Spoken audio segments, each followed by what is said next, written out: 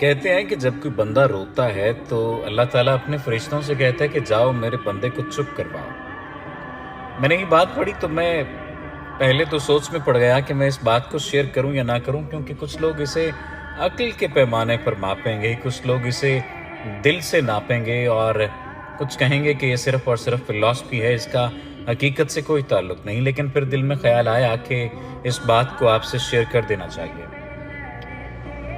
लिखा था कि जब बंदा रोता है तो अल्लाह अपने फरिश्तों से कहता है ज़मीन पर भेजकर कि फ़लाँ बंदा फ़लाँ जगह पर बैठा है और रो रहा है, उसे तसल्ली दो, उसे चुप करवाओ। फरिश्ते आते हैं, ज़मीन पर उतरते हैं, उस इंसान को चुप कराने की कोशिश करते हैं, लेकिन उसका गम उसकी ज़ात से बढ़ चुका होता है।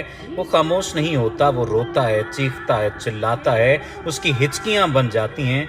फरिश्ते वापस जाते हैं और कहते हैं कि या बारी ताला, वो इंसान चुप नहीं हो रहा, वो रोए जा रहा है। जाने उसे ऐसा क्या दुख है, ऐसा क्या गम है जो उसकी ज़ात के अंदर मौजूद है कि वो चुप नहीं हो रहा। हमने बहुत ज़्यादा उसे चुप करवाने की कोशिश की, बड़ी कोशिश लगा ली, लेकिन वो खामोश नहीं हुआ, लेकिन वो चुप नहीं हुआ, वो मुसलसल रो रहा है। तो अल्लाह पाक कहता है कि मुझे पता है मेरा बंदा क्यों रो रहा है, मैं जानता हूं, क्योंकि मैंने उससे उसकी बहुत ही दिल अजीज चीज़, दिल अजीज शय, दिल अजीज इंसान ले लिया है और उसे इस बात का गम है और इस गम की वजह से उसका कलेजा फटा जा रहा है और वो रो रहा है। लेकिन मैं ही अपने बंदे के दिल में ये बात डालूंगा कि उससे बेहतर अता करूंगा जो उससे छिन गया है।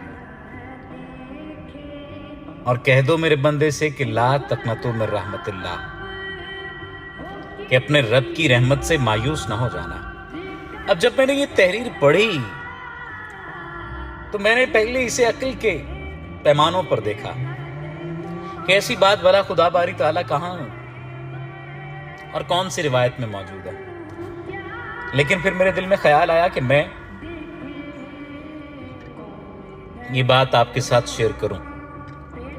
अगर आप भी रो रहे हैं किसी इंसान के चले जाने पे, किसी शय के छिन जाने पे, किसी माली जरिए के चले जाने पर, किसी माली सबब के छिन जाने पर, किसी भी चीज़ के दूर हो जाने से अगर आप परेशान हैं, गमगीन हैं, अफसरदा हैं, तो परेशान ना हो, क्योंकि अल्लाह ने ये खुद कह दिया है कि अपने रब की रहमत से मायूस ना हो।